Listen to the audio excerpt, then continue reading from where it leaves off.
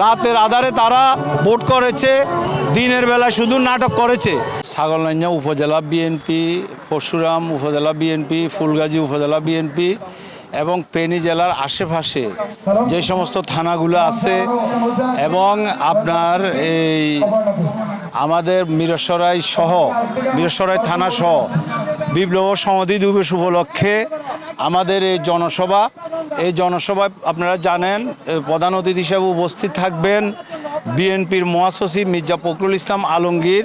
উনি আজকের এই বিশাল সমাবেশে ছাগলনাইয়া উপজেলা বিএনপি, পৌর বিএনপির সকল অঙ্গ সংগঠন আমরা গত আপনার 10-12 দিন আগে থেকে আমরা ব্যাপক প্রস্তুতি নিচ্ছি। আমরা ছাগলনাইয়া উপজেলার 54টি ওয়ার্ডে আমাদের বিএনপি যুবদল, ছাত্রদল এবং শ্রমিক দল, স্বেচ্ছাসেবক দল, বিএনপির সকল অঙ্গ সংগঠনে প্রত্যেকটি ওয়ার্ডে, প্রত্যেকটি বাজারে, রাস্তাঘাটে লিফলেট বিতরণ, গণসংযোগ থেকে শুরু করে ব্যাপক শোডাউন করেছি আমরা।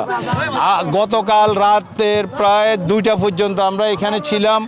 আমাদের ছাগলনাইয়া উপজেলা সহ ফুলগাজী, পরশুরাম, ফেনী জেলার প্রত্যেকটি থানা উৎসব মুখর হয়ে আমরা সবাই একযোগে কাজ করেছি। যেহেতু আমাদের দলের প্রধান বিএনপির চেয়ারপারসন দেশনেত্রী বেগম খালেদা জিয়া, বিএনপির ভারপ্রাপ্ত চেয়ারম্যান তারেক রহমানের পরে আমাদের মহাসচিবের অবস্থান। উনি আপনারা জানেন অত্যন্ত ভদ্র এবং সুশৃঙ্খল একজন রাজনীতিবিদ। উনি অতীতে অনেক নির্যাতন হয়েছে।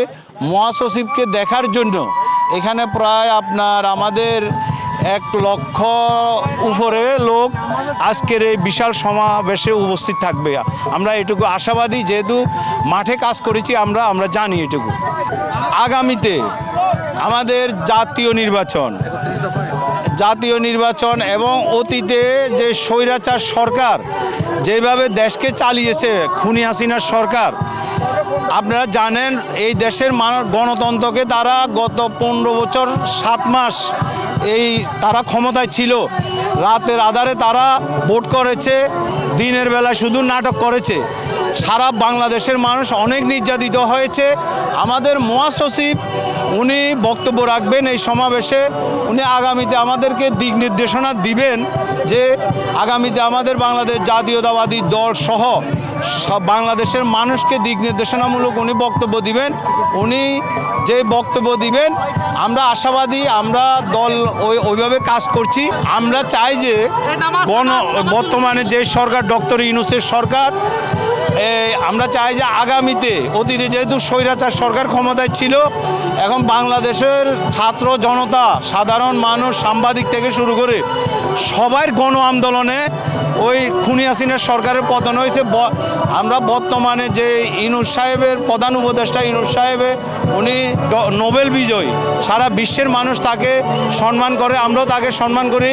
আমরা এই পর্যন্ত যে বর্তমানে যে সরকার আছে তাদেরকে আমাদের দল সহযোগিতা করে আসছি, আগামীতেও করব। আমরা চাই যে গণতান্ত্রিকভাবে মানুষের যে প্রত্যেকটি মানুষ তার ভোট অধিকার প্রয়োগ করতে পারে এবং মানুষের অধিকার ফিরিয়ে দিতে পারে, এবং আগামীতে যেই সরকারে ক্ষমতা আসুক আপনার গণতন্ত্র ফিরিয়ে আসবে। আমরা আশা করি বাংলাদেশ জাতীয়তাবাদী দল বিএনপি শতকরা 70% লোক জনসমর্থন।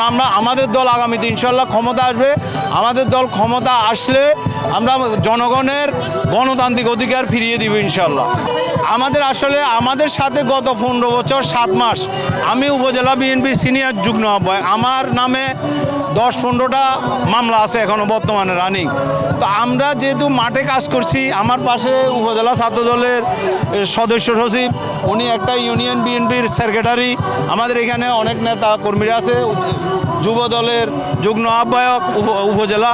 তা আমরা যারা অতীতে আমাদের সাথে ছিল না তাদেরকে আমরা চিনি, আমাদের সাথে যারা ছিল, যারা দলের দুঃসময় ছিল, আমরা তাদেরকেই প্রায়োরিটি দিব। এবং যারা আমাদের দল করে দেশের বাইরে ছিল, প্রবাসী ছিল, এখন আসি বিভিন্ন ক্রাইম করতেছে, যারা ক্রাইম করতেছে গুটি কয়েকজন আমাদের দলের নাম ভাঙিয়ে, তাদেরকে আমরা সাংগঠনিকভাবে আমাদের দলের ভারপ্রাপ্ত মহাসচিব ঘোষণা করেছে তাদের বিরুদ্ধে কঠোর আমাদের দল।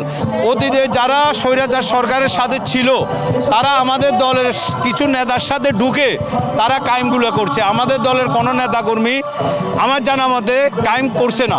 চুরি ডাকাতি সন্ত্রাসী কিছু কিছু জায়গায় হচ্ছে।